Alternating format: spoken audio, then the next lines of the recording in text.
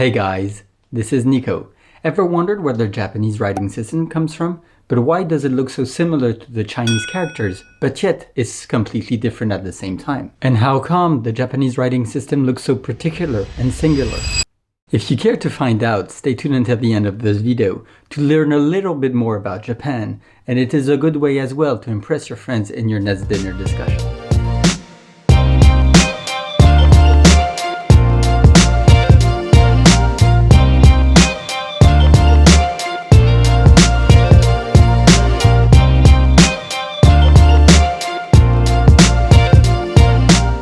As always, this video is going to be segmented in 3 categories.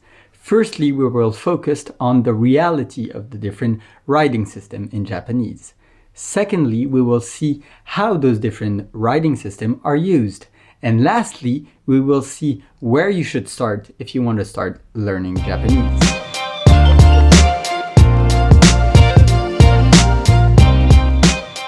As many things in Japan, its writing system originated abroad, and it evolved in a Japanese way due to its very particular history. Let's take Kanji, for example. It is the first Japanese writing system, and it comes from the Chinese characters that are ideograms. How the Chinese characters arrived in Japan is not the subject of this video, but it does involve Buddhist monks that traveled around Asia. To keep it simple, the kanjis are in a way ideograms that represent an idea and have different pronunciations. As Japan was highly influenced by China, its early history and writing system was based on a Sino-Japanese approach. This can, for example, explain why Japanese kanji currently have at least, or in most cases, 2 pronunciations. A Sino-Japanese pronunciation, onyumi, and a Japanese pronunciation, konyumi. And to make things more simple, the Japanese pronunciation, konyumi, has even more variants. On another note, another thing that is actually simple is to check my video on how you can hack your brain to better learn Japanese. Next up are hiraganas. Hiraganas are a fully Japanese writing system that are based on syllables, and it could be compared to an actual alphabet. It contains all the different pronunciation in Japanese, and you could write all the Japanese word with it if you needed to.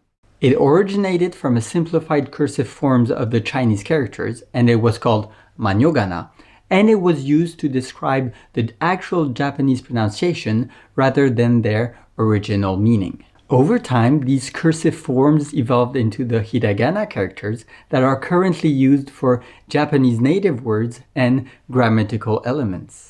If you want to learn more about hiraganas, you should definitely check this video about the best digital tools to learn Japanese. Let's finish with the katakanas. In principle, it functions exactly like the hiragana characters, have the same pronunciation, and the same number of characters, which is around 71. The usage of the katakana system has vastly evolved throughout the Japanese history, but is today primarily used to transcribe foreign words and names into Japanese.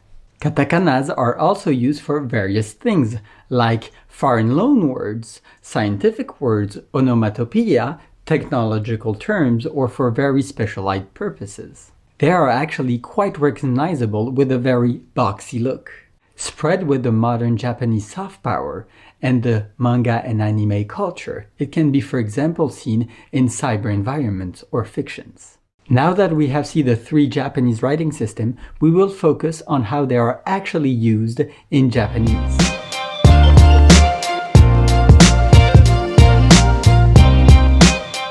The kanjis are used for almost everything in Japanese, whether it is noun, verb, adjective, etc., etc. To keep it simple, it is the radical of most words. Most of the meaning in Japanese is conveyed throughout its grammar, and this translates into adding hiragana to noun, verbs, and adjective in order to convey your message. As the Japanese language does not use any space in their phrases between words or characters, they use the hiraganas as connectors. As stated in the beginning of the video, Japan and its culture was highly influenced by China. More recently, and with the start of the 20th century, they opened up to the Western world and was highly influenced by it. As a consequence, most of the Japanese modern and contemporary language are basically English words pronounced into a Japanese way. But let's not wait more and illustrate this with a Japanese phrase. You have kanji to describe the radical of words, hiragana for the grammar and the connectors, and the katakanas are used for all the words coming from abroad. In this phrase, you can see how the Japanese language combines those three writing systems. Let's now focus on where you should start if you want to learn Japanese.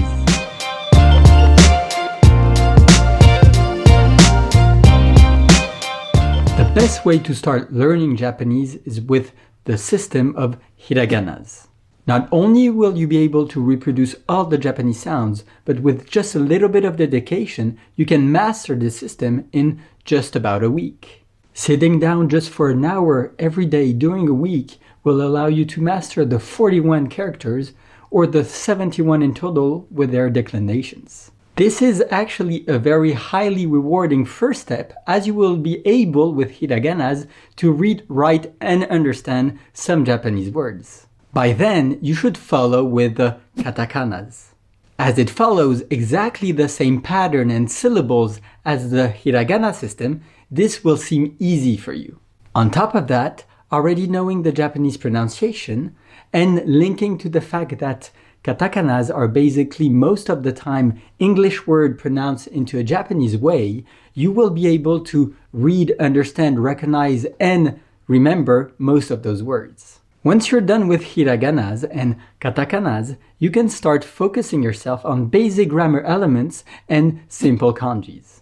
So, as you probably already understood, you should start learning hiraganas and katakana systems before moving on to other things. With that, not only will you be able to master those two systems, but as well you will be met with the possibility to pronounce, read, and write most of the Japanese language. Keep in mind that in order to learn effectively a new language, your best allies is to build effective habits. If you're interested in this, please check this video that will tell you all you need to know in order to build effective habits if you want to learn Japanese. Hey guys, that wraps up the video. I really hope this was as much interesting for you than it was for me to craft it. If so, please drop a like to support the channel and leave a comment in the section down below. I have very exciting upcoming videos about Japan and lifestyle. To be the first one to see it, please subscribe and hit that bell icon to get notified of my future content. In the meantime, I'm out of here everybody. See you soon. Bye bye. Matane.